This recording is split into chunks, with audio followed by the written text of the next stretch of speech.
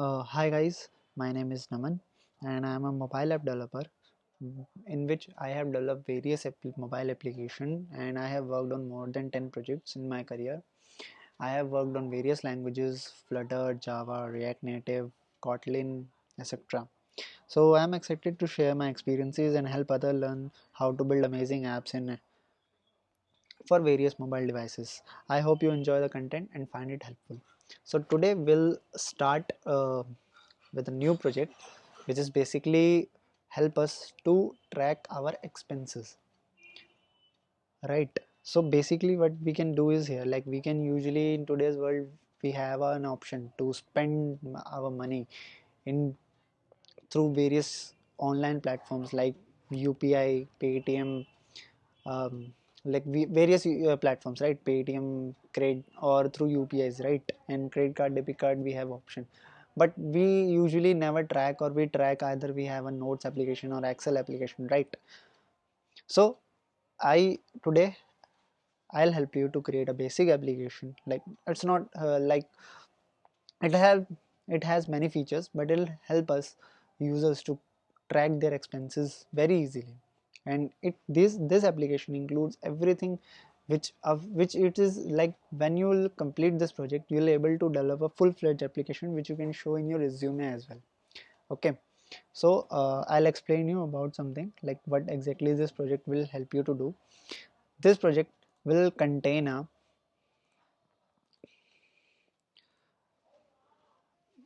your transactions. Okay, like like you have done a transaction, right? You have done a transaction. For example, you have purchased uh, pencil, or we should take a more you should purchase something, right? Which is 200 rupees, which is an expense. And of course uh, you have purchased on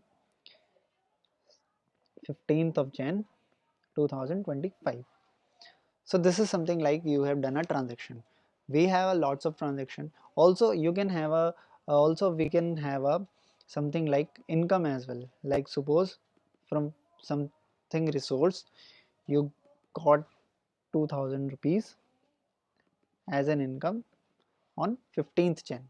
Okay, so we'll have a something this type of transactions in our app. Okay, we can create this type of app transactions. We have a like we can create transaction. We can have a note also, like I have a purchased grocery, or I have purchased a pencil, I have purchased a memory card, pen drive, or anything whatever your daily expenses, right? So you can we can have user can have an option to create these transactions. Okay, now this is a feature, okay, where we have a create transactions. Now we have a home page, like one, yeah. So this is we have a home screen.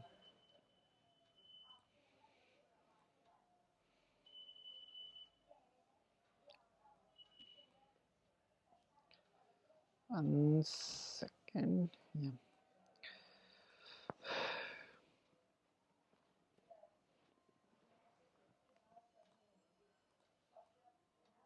This is our home screen. Okay, there we have a button of add a transaction, right? We have an option of add a transaction, which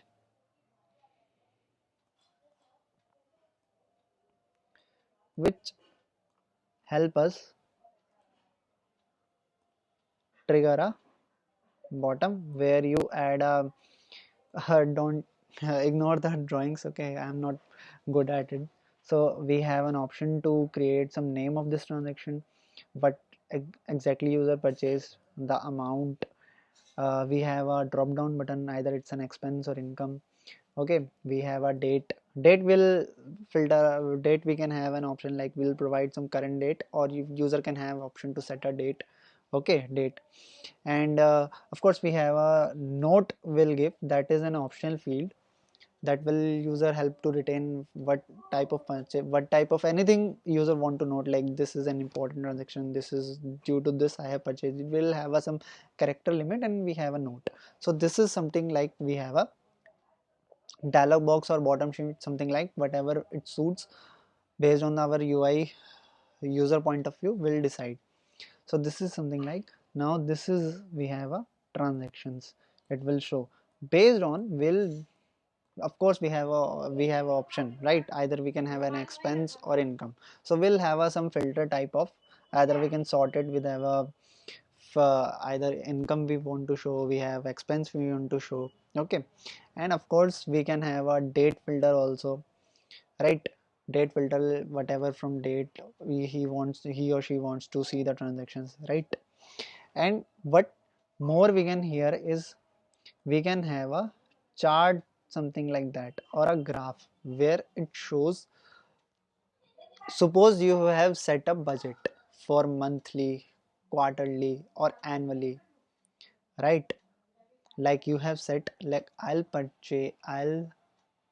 maximum I'll purchase this month for 5,000. So we'll show a chart which includes this much you have purchases, this much is left, and whenever it crosses we'll give a user a notification for this. Okay, I'll explain you how we will implement this, how we'll provide a notification and everything. Okay, so this is something look like.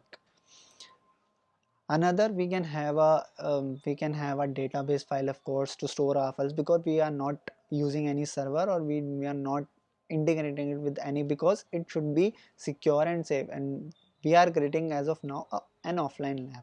This is not something like user can connect with the internet and nothing will be there. This is completely an offline app, so this will be stored in the user device only. We'll have a encrypted database files and something which, in which user stores this file. Okay, whenever user wants to retrieve the file, change device or anything, this other use cases will discuss this. So something this, we have an application.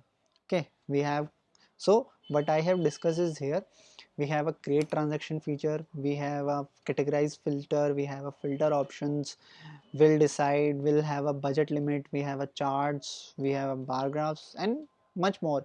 Based on the like main target is to understand how the Flutter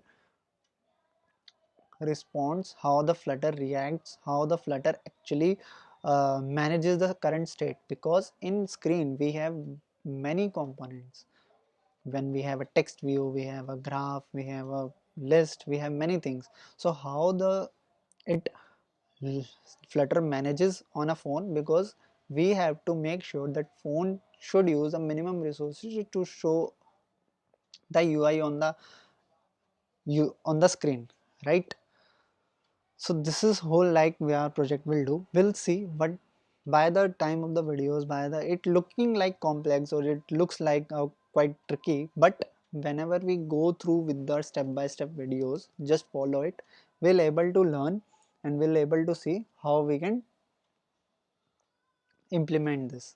So in today's video I want to give an intro about it. So in the next video we'll create a project and start with some UI development. Okay, so hope you guys understand some basics and clarity of the project.